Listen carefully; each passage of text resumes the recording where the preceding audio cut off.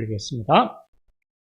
여호와께서 이와 같이 말씀하시되 이스라엘의 서너 가지 죄로 말미암아 내가 그 벌을 돌이키지 아니하리니 이는 그들이 은을 받고 의인을 팔며 신 한 컬레를 받고 가난한 자를 팔며 힘없는 자의 머리를 티끌 먼지 속에 발로 밟고 연약한 자의 길을 굽게 하며 아버지와 아들이 한 젊은 여인에게 다녀서 내 거룩한 이름을 더럽히며 모든 제단 옆에서 전당 잡은 옷 위에 누우며 그들의 신전에서 벌금으로 얻은 포도주를 마심이니라.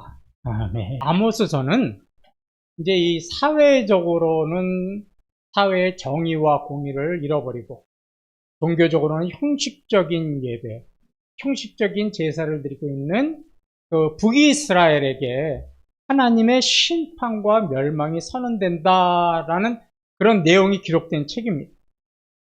그래서 저희가 이제까지 아모스서 1장을 중심으로 봤던 내용은 북이스라엘을 심판하기 전에 북이스라엘의 주변에 있던 7개의 나라에 대한 심판 선언이 먼저 이루어졌죠.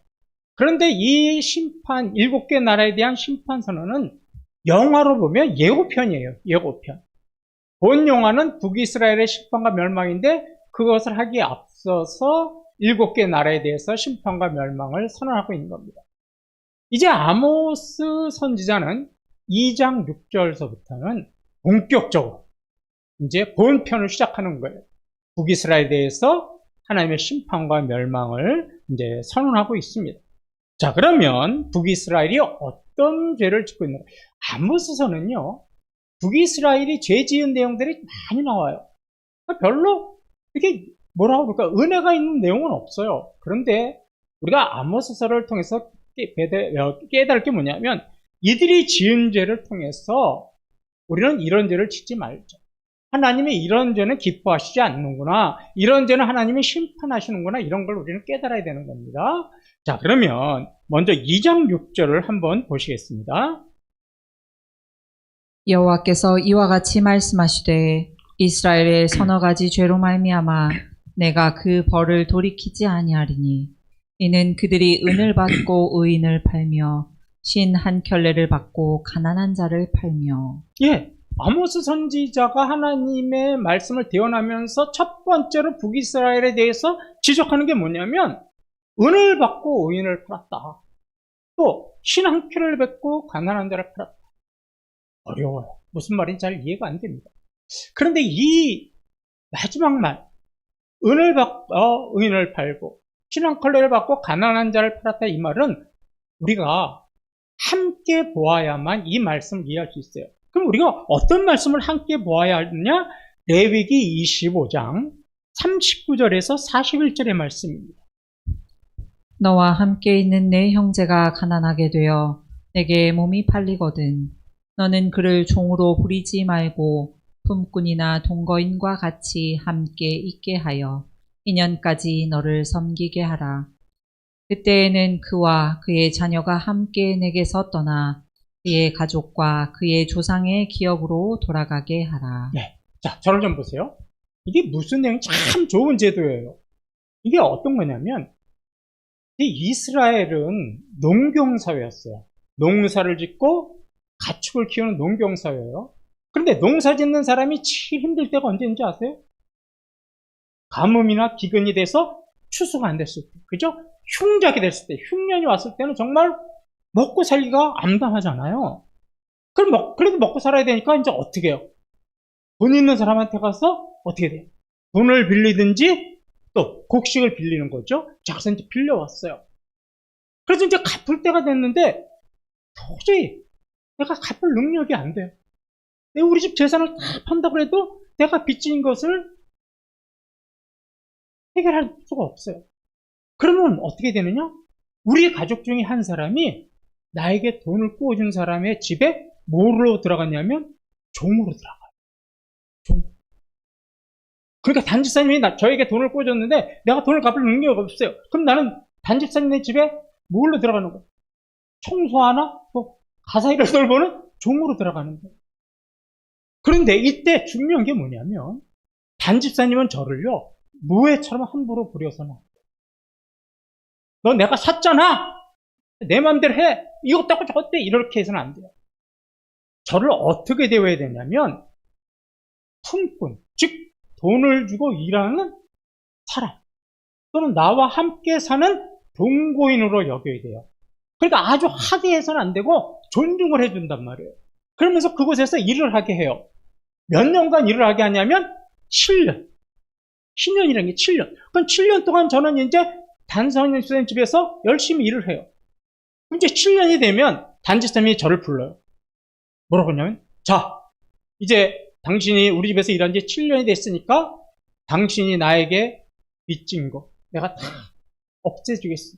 다 채무를 탕감해주겠어. 이제 당신 집으로 다시 돌아가시오. 이게 바로 지금 이 말씀이에요. 정말로 좋은 제도입니다.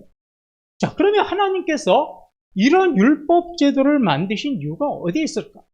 첫째는요, 일자리를 주십니다. 도저히 흉년이 되고 기근이 들어서 먹고 살게 방법이 없잖아요. 그러면 돈 있는 사람 집으로 가서 어떻게 하라는 거예요? 일을 하라는 일자리를 주시는 거예요. 그럼 그곳에서 일하면 저는 두 가지를 할 수 있어요. 첫째는 뭐예요? 내가 단집사님 집에 가서 일을 하면서 내가 뭘 얻어요? 곡식이나 돈을 얻죠? 그럼 그걸 가지고 내 가족을 어떻게 할 수 있어요? 먹여 살릴 수 있어요. 또 조금씩 저금을 해서 모두 갚을 수 있어요? 그렇죠. 이게 바로 이런 제도라는 거예요. 이게 하나님이 만드신 율법 제도예요. 그런데 이런 좋은 제도를요, 북이스라엘 사람들은 아주 나쁘게 사용을 했어요. 악용을 했어요. 제가 단체사님한테 가서 열심히 일했는데도 도저히 제가 이 빌린 돈을 갚을 수가 없잖아요. 그러면 뭐 이유 막론하고 가차없이 저를 어디에다 파냐면 노예시장에다 갖다가 팔아요. 그래서 저를 노예로 팔아서 막대한 돈을 벌어요. 당시에 최고의 인기 직종이 뭐냐? 인신매매. 인신매매. 갖다 파는 거예요. 저는 팔지 말아주세요.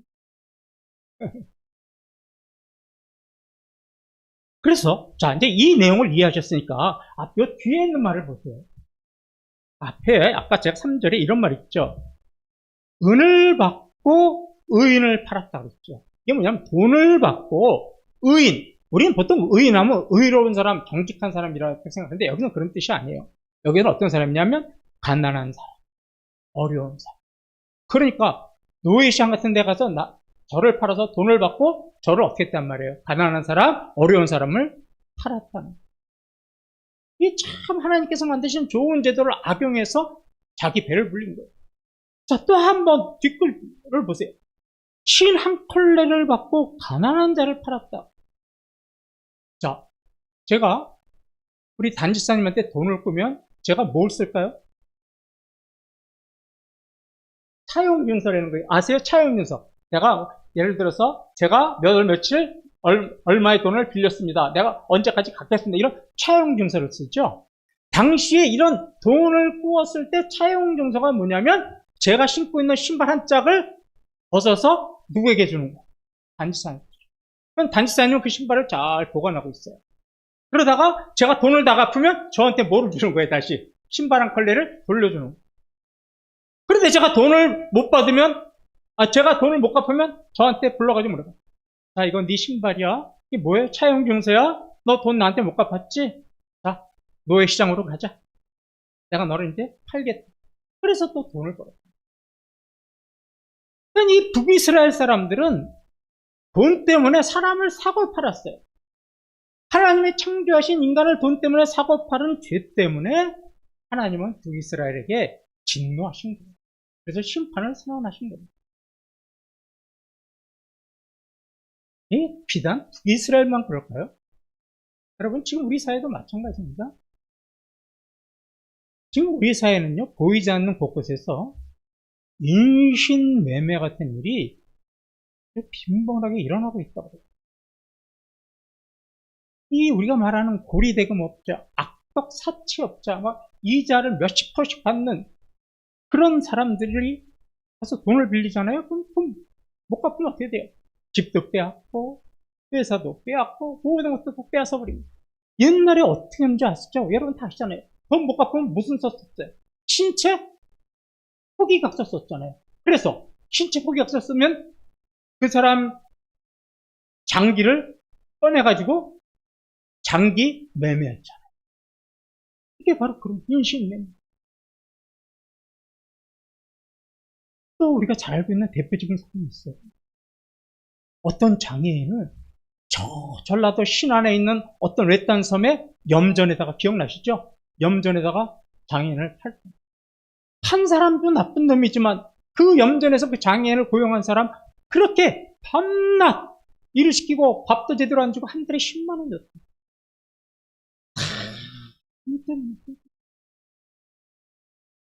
또 섬에 있는 배에서 일하는 어부로도 팔고 왔잖아요. 이게 북이스라엘이나 지금 우리가 살고 있는 사회나 다를 게 뭐가 있습니까? 목사님 그거 옛날 일이에요. 지금 그런 일 없어요. 천만의 말씀. 지금도요, 인권단체에서요, 주장하고 그들이 발표하는 걸 보면요, 지금도 이런 일들이 암암리에 벌어지고 있더라는 거예요. 암암리에 인신매매가 벌어지고 있더라는 거예요. 이처럼 우리가 사는 사회는요, 돈이 최고가 되어버렸습니다. 돈이 우상이 되고 돈이 신이 되어버렸습니다. 그러니까 돈이 최고인 사회가 되다 보니까 인간의 존엄성, 인간의 가치는 별로 그렇게 중요하지 않습니다. 돈 때문에 사람을 죽여요. 돈 때문에 부모를 죽이고 돈 때문에 친구의 어머니를 죽입니다. 돈 때문에 사람을 사고 파는 사회가 됐습니다. 지금 우리가 사는 사회가 이런 사회예요. 그런데 우리가 이런 사회에 산다고 해서 우리도 세상 사람들과 마찬가지로 인간의 존엄성, 인간의 가치 그런 거 별로 중요하지 않아. 돈, 물질 이것이 최고야. 우리가 이런 가치관으로 산다면 우리의 인생의 결말은 북이스라엘과 똑같은 거예요. 심판과 멸망을 당합니다. 자, 이제 아모스 선지자가 지적한 북이스라엘의 두 번째 죄는 7절 상반절에 나옵니다. 힘없는 자의 머리를 티끌 먼지 속에 발로 밟고 연약한 자의 길을 굽게 하며. 북이스라엘에 좀 돈 있는 사람들, 또 알량한 권력 있는 사람들은요, 힘없는 사람, 가난한 사람들을요, 얼만큼 학대했냐면 그들의 머리를 티끌이 뭐냐면 머리를 땅에다가 박아요. 그리고 발로 잘근잘근 밟았을 정도로 비참하게 힘없는 사람들을 학대했더라는 거예요. 자, 가난한 사람, 힘없는 사람이 이런 억울한 일을 당하면 호소할 수 있는 방법은 뭐밖에 없어요. 법에다 호소하는 수밖에 없죠. 그런데 법에다 호소해봐야 소용이 없었어요.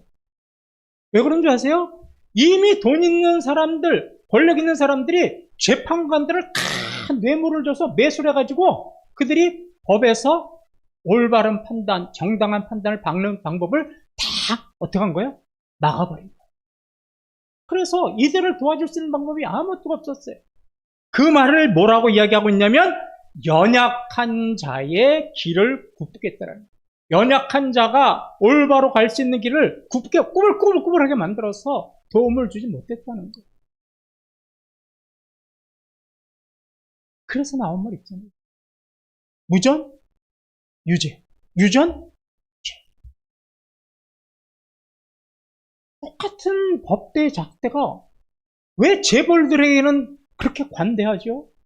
우리 같은 사람들이 죄를 지면 아주 정말 예리한 단칼로 치면서 왜 정치인들에게는 그렇게 관용을 베풀지요? 왜 정치인들은 그렇게 사면이 자주 있지요? 다 연약한 자의 길을 굽게 하는 사회이기 때문에 그렇습니다. 이사야 선지자도 이런 죄를 이사야서 10장 2절에서 이렇게 말씀하고 있습니다. 가난한 자를 불공평하게 판결하여 가난한 내 백성의 권리를 박탈하며 과부에게 토색하고 고아의 것을 약탈하는 자는 화 있을진저. 예, 재판관에게 억울함을 호소하려고 해도 돈 많은 사람들이 그 길을 다 막아버려가지고 호소할 방법이 없고 억울함을 해결할 방법이 없단 말이에요. 그렇게 만든 사람들은 화 있을진저 내가 가만히 있지 않겠다는 겁니다.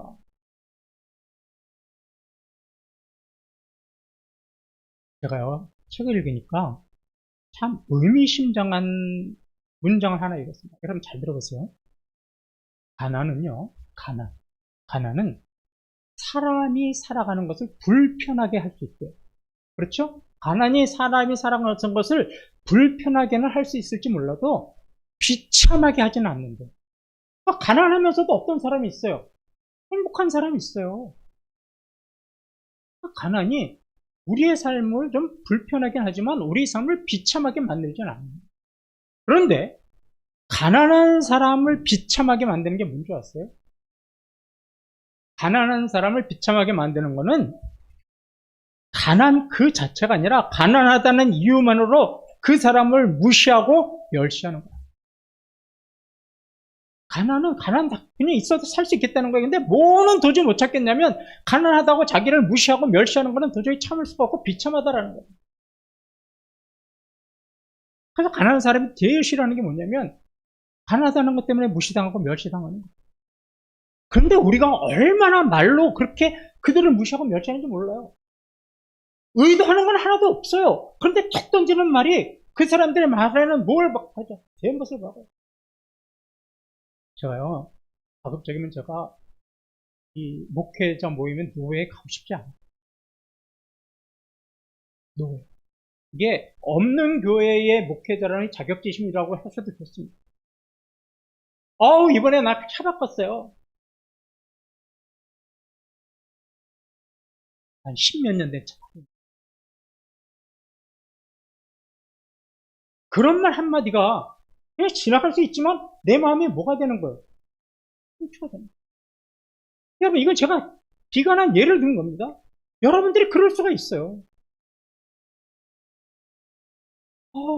어찌어찌 더운 날 에어컨 켜고 사시죠? 우리 집에 에어컨 없는데? 그런 말 한마디가 가난한 사람들을 어떡하는 거예요? 그러니까 우리가 언행을 얼마나 조심해야 되는지 몰라요. 더운데 택시 타고 다니세요. 택시 탈 줄 몰라요? 말 한마디가 가난한 사람의 자격지심을 건드리고 얼마나 그들에게 모멸감을 주는지 우리는 정말로 조심해야 합니다.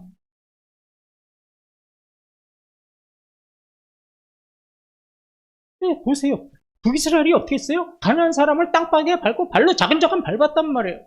그러니 얼마나 수치스럽고 모욕스러웠겠어요. 하나님 가만히 두고 계시겠습니까? 심판하십니다. 여러분 말 한마디가 가난한 자와 연약한 자들의 못에 대못을 박는다면 하나님은 가만히 계시지 않는 거예요.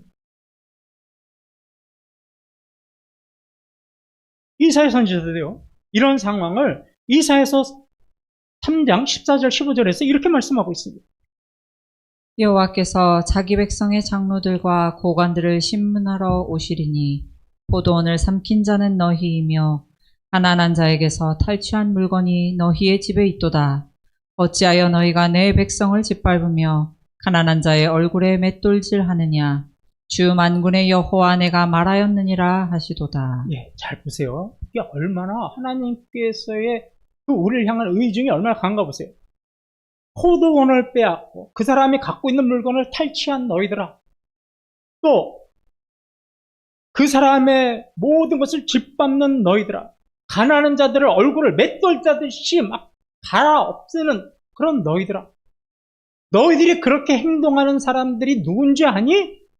내 백성이야, 내 백성.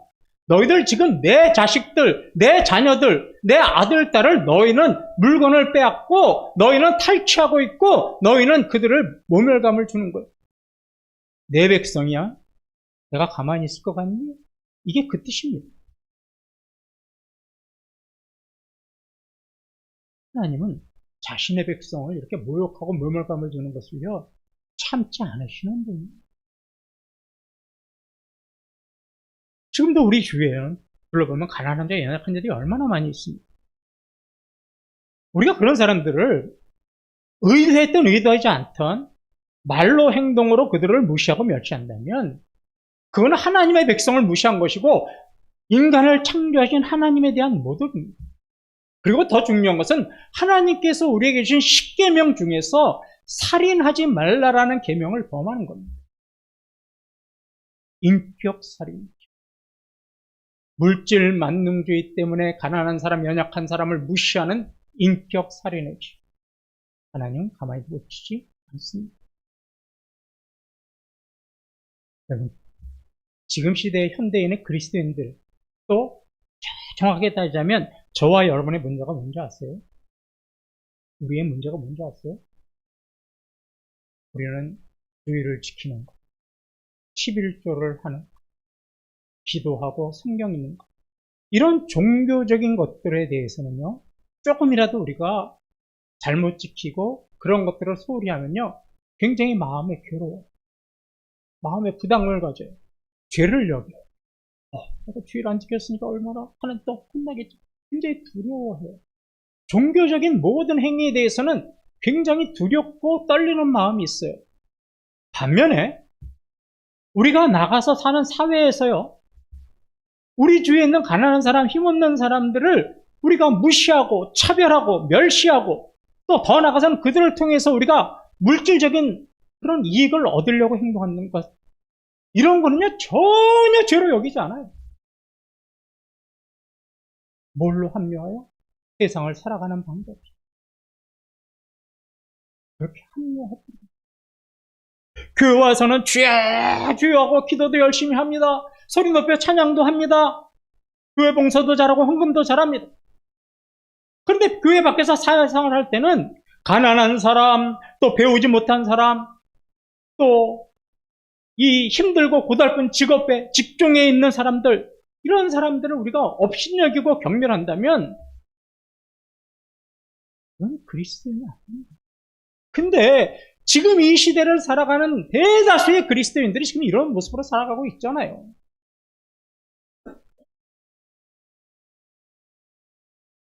종교적 행위에만 얽매여 삶 속에서는 하나님의 정의와 공의를 무시하는 그런 이중적인 성격의 그리스도인이 다 되어버렸습니다. 그렇다면 우리가 아무리 좋은 신앙 고백을 하고 우리가 아무리 좋은 기도를 하고 우리가 아무리 좋은 찬양을 하나님께 올려드린다고 해도 하나님 우리에 대한 책임을 감면해 주시지 않아요. 어떤 신앙의 고백을 한다 하더라도 우리가 어려운 이웃들을 멸시하고 모멸감을 주는 것은 하나님은 참지 않으십니다.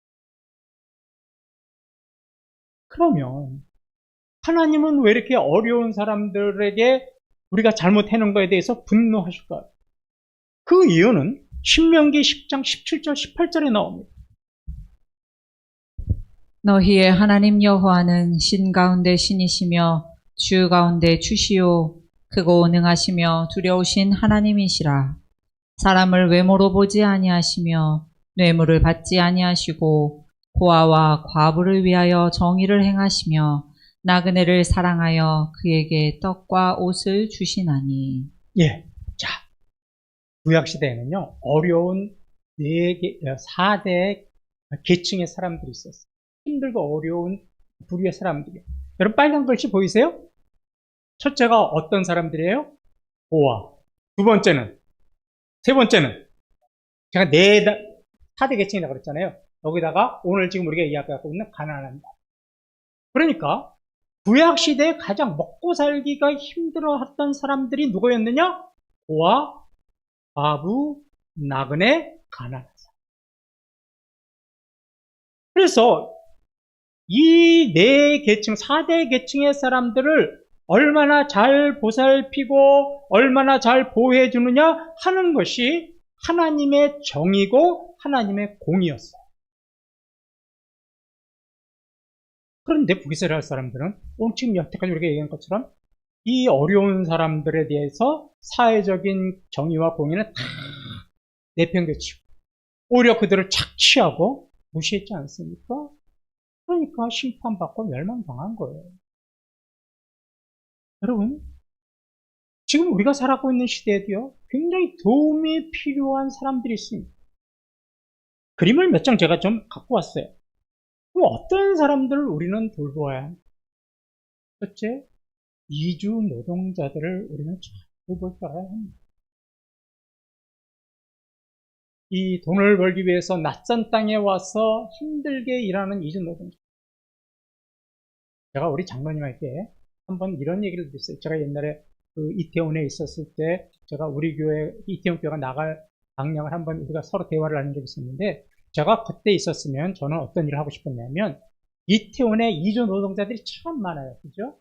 그 사람들을 좀 불러 모아서 식사 한 끼 대접해드리고 또 우리가 간섭하지 않고 그들 자체 내에서 뭘 할 수 있도록 예배도 드릴 수 있고 이제 이태원 그 지역에서 한국 사람 별로 찾아볼 수가 없어요. 그러니까 그 사람들이 어디에 그냥 한꺼번에 모여서 갈 데도 없고 길거리에 앉아 있잖아요. 그러니까 그 사람들을 전부 다 우리 교회로 불러가지고 그들에게 우리가 식사 한 끼 제공하고 또 그들이 예배 드릴 수 있도록 하고 또 우리가 도움이 필요하면 하고 이런 일을 좀 하고 싶었어요.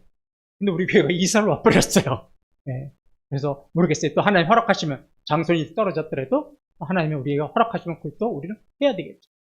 두 번째는 다문화죠. 지금 보광초등학교인가요? 거기에 다문화가 과반이 맞네? 네. 다문화 가정 아이가 과반이 넘는데 절반. 사실 우리가 그런 아이들 돌봐야 돼요. 윤아를 잘 보셔가지고 전도를 해서 하루에 한 번씩 다문화 가정애를 데리고 가서 밥 먹이고 같이 놀아주고 하는 것도 참 좋을 것 같아요. 그리고 다문화 가정 자녀들 우리가 돌봐야 됩니다. 또 있어요. 편부모 남편이나 아내 혼자서 아이를 양육하고 있는 그런 가정. 그냥 돌봐야 돼요. 그 다음에 노숙자도 마찬가지고 또 홀로 독거하시는 그런 우리 어르신들 이런 분들이 바로 우리 주변에 있는 분들이잖아요. 우리 교회가 이런 분들 돌봐야 됩니다. 저는 그래서 참 기뻐요. 우리 교회가 뭐 그게 예산도 많고 지장도 많지 않지만 그래도 여러분들이 헌금해 주신 돈을 가지고 우리 어르신들에게 한 10여 명 되는 그 노인정에 우리가 한 달에 한 번씩 이렇게 지지난 달에는 삼계탕으로 대접해드리고 또 이번 달에는 불고기로 대접해드려요. 꾸준히 우리가 한 달에 한 번씩은 그렇게 우리 김 장로님이 이렇게 수고하셔가지고 우리 강 목사님 가서 기도해 주시고 우리 장로님은 식사 제공해드리고 이렇게 해서 우리가 그들을 섬기는 거 그걸 잘하는 거예요. 그런데 그게요 교회만 해서는 안 되는 거예요. 여러분들도 여러분들의 주위에서 그런 일을 해요. 그래서 이런 분들을 어떻게 돌보느냐 어떻게 그들을 대하느냐에 따라서요 사회가 정의로운 사회냐 정의롭지 못한 사회냐가 결정이 되는 거예요. 또 교회도 마찬가지예요. 이런 분들을 어떻게 우리가 섬기고 돌보느냐에 따라서 우리 교회가 선한 영향력이 있는 교회냐 우리만의 교회냐로 결정됩니다. 우리만의 교회면 그럴 일 할 일이 없어요. 우리끼리만 잘 먹으면 돼요. 점심시간. 그러나 우리는 선한 영향력을 끼쳐야 되는 교회이기 때문에 우리는 반찬 하나 드리더라도 그들을 돌보고 그들을 배려하는 교회가 되어야 됩니다.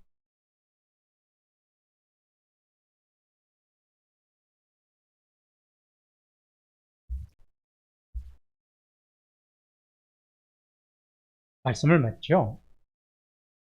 오늘 아모스 선지자가 지적하고 있는 이 북이스라엘의 죄를 통해서 첫째, 연약한 자, 가난한 자들을 착취하고 억압했다. 두 번째는 그들을 무시하고 멸시했다. 이 두 가지 죄를 통해서 우리는 정말로 우리가 북이스라엘 같은 심판과 멸망을 당하지 않기 위해서는 두 가지의 진리를 마음에 담아두시기 바랍니다. 첫째는 어떤 진리를 해야 되냐면 하나님께서 이 세상을 통치하시는 통치 원리, 정의와 공의에 우리가 적극적으로 순종해야 된다.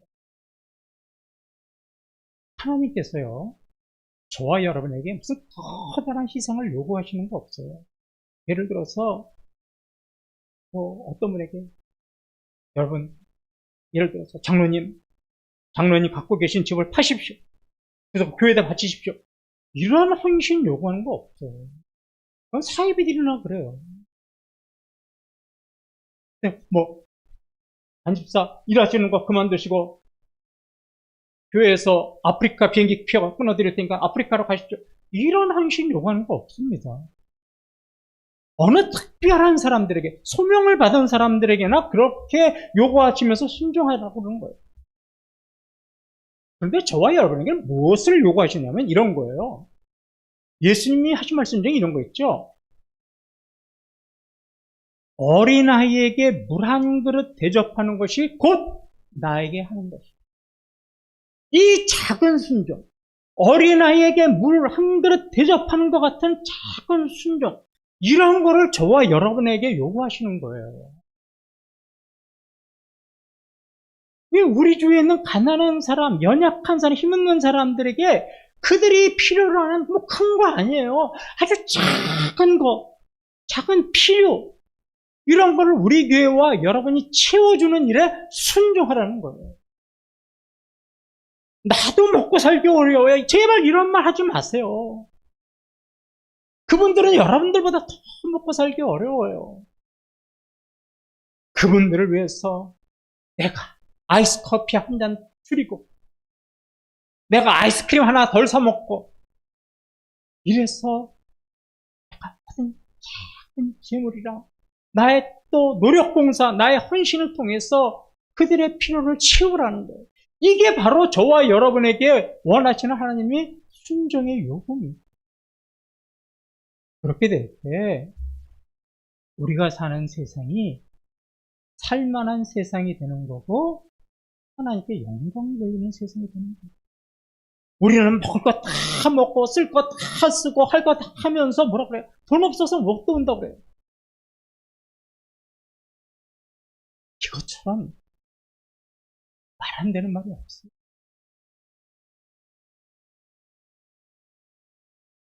두 번째 우리가 무슨 교훈을 배우냐면 북이스라엘이 왜 인신매매를 했습니까? 북이스라엘이 왜 사람을 무시하고 멸시했습니까? 돈 때문이죠. 그들의 인생은 하나님의 택한 백성임에도 불구하고 돈이 그들의 인생의 최고의 가치관이 되었기 때문에 그래요. 세상적인 것, 일시적인 것을 위해서 살다 보니까 사람을 사고 팔고 사람을 무시하고 멸시하고 짓밟았던 것들.